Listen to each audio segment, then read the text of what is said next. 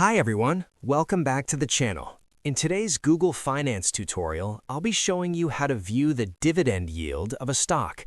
Understanding dividend yield is important because it tells investors how much income they might earn relative to the current share price, which can be useful for income-focused strategies, comparing stocks, or evaluating long-term investments.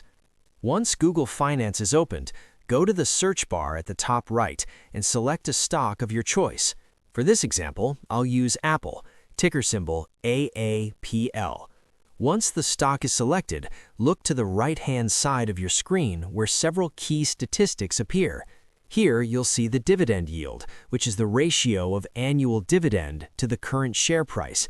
This number gives an estimate of the dividend return you can expect from owning the stock. At this moment, Apple's dividend yield is 0.42%. If you want to see another company, let's take a look at Tesla.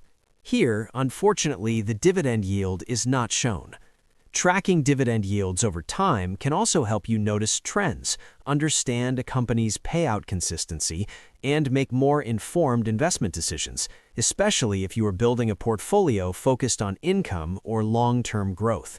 And that's it. It's very simple and straightforward.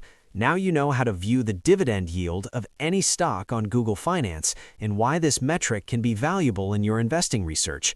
Thanks so much for watching. If this video helped you, don't forget to like, subscribe, and hit the notification bell for more Google Finance tutorials and investing tips. See you in the next video.